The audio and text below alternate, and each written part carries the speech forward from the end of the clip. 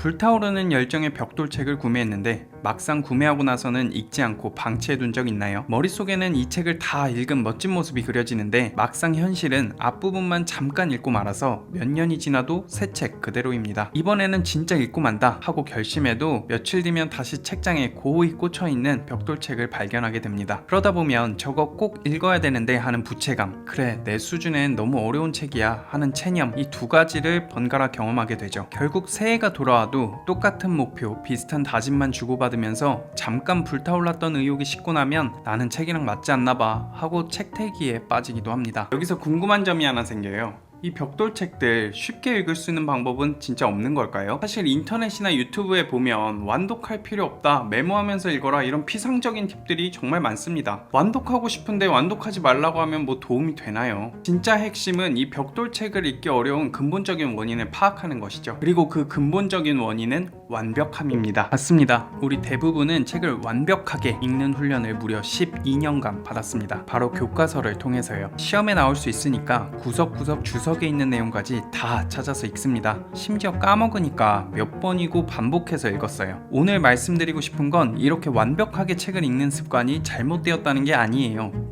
무려 12년간의 훈련으로 굳어진 습관인데 완벽하게 읽으려 하지 마세요 라고 말한다면 그 습관이 없어지나요? 저는 오히려 완벽하게 읽는 게 왜 어려운지 이유를 알고 완벽하게 읽을 수 있는 효과적인 방법을 찾아야 한다고 생각합니다. 토론이 길었네요. 지금까지 제가 수많은 벽돌책들을 읽으면서 터득한 벽돌책을 정복하는 놀라운 방법에 대해서 안내해드리도록 하겠습니다. 막상 시도해보면 생각보다 해볼만 하네 라고 느끼실 거고요. 완독을 한 번이라도 하고 나면 자신감이 크게 올라갈 거예요. 첫 번째, 벽돌책을 읽기 전에 GPT와 사전조사를 하세요. 우리는 무언가를 시작하기 전에 항상 사전조사를 합니다. 여행 가기 전에는 뭘 먹어야 할지, 어딜 가보면 좋을지 알아보면서 사전조사를 해요. 물건 하나 살 때도 마찬가지죠. 어떻게 쓰는 물건인지, 뭐가 좋은지, 가격은 적절한지 사전조사를 합니다. 그런데 유독 책을 읽을 땐 아무것도 찾아보지 않아요. 바로 책상에 앉아서 첫 장부터 펼칩니다. 차라리 여행은 사전조사를 하지 않아도 부딪히면서 경험할 수 있는 것들이 있잖아요.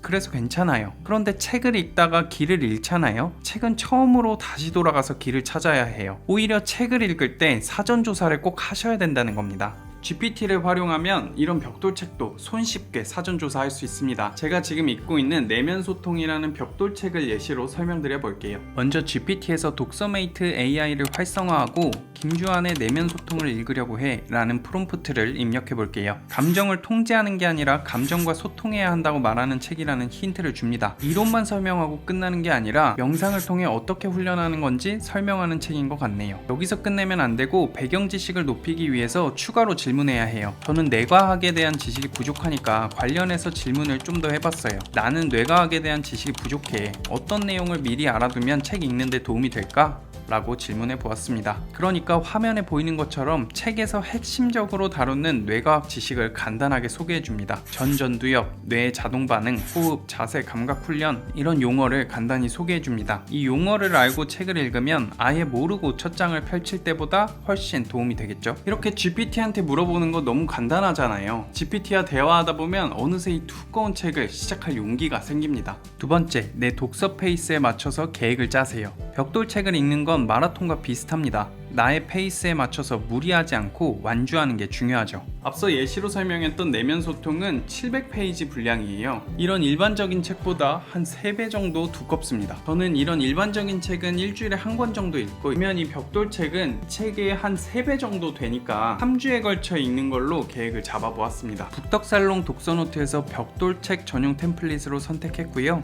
12월 8일부터 1주차, 15일부터 2주차, 그리고 28일까지 다 읽는 걸 목표로 설계했습니다. 계획을 다 짰다면 계획에 맞춰 책을 읽어야겠죠. 그리고 책을 읽을 때마다 주요 내용에 대해 독서노트에 기록합니다. 보통 이런 벽돌책을 읽다 보면 앞의 내용이 가물가물해지거든요. 그러면 다시 앞으로 돌아가서 책을 읽으면서 어떤 내용이었는지 상기시켜야 됩니다. 이러면 진도가 빨리빨리 안 나가니까 힘이 좀 빠지고 그러다가 포기하게 되는 경우가 굉장히 많아요. 그런데 작성한 독서노트가 있다면 이것만 봐도 기억이 확 되살아나니까 페이스를 유지하면서 뒤로 쭉쭉 치고 나갈 수 있습니다. 마지막 세 번째, 다른 사람들과 같이 읽으세요. 혼자 하면 빨리 가지만 같이 하면 멀리 갈 수 있다고 이야기하죠. 벽돌책을 읽는다는 건 굉장히 멀리 가는 일입니다. 지금 북덕살롱을 만들기 전에는 저도 트레바리에 참여도 하고 당근에서 독서 모임 검색해서 참여도 해봤었어요. 이렇게 하면 기한 내에 책을 읽어야 하니까 억지로라도 책을 읽게 돼서 좋더라고요. 하지만 독서는 운동처럼 조금씩이라도 매일 하는 게 중요하잖아요. 독서 모임을 하게 되면 꾸준히 읽는 게 아니라 숙제처럼 하루 이틀에 몰아서 읽으니까 조금 아쉬웠습니다. 그리고 독서 모임은 어떤 사람이 모이는지가 진짜 중요하잖아요.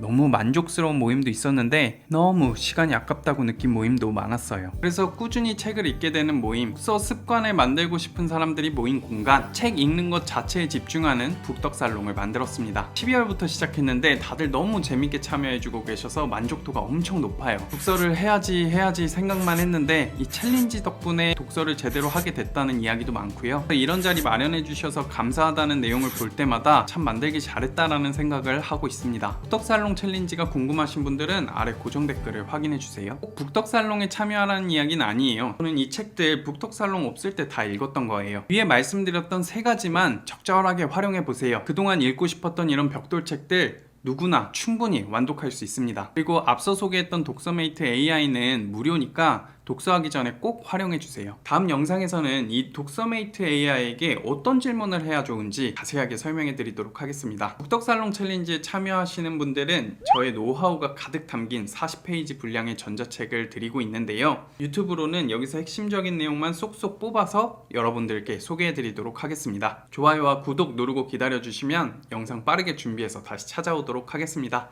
감사합니다.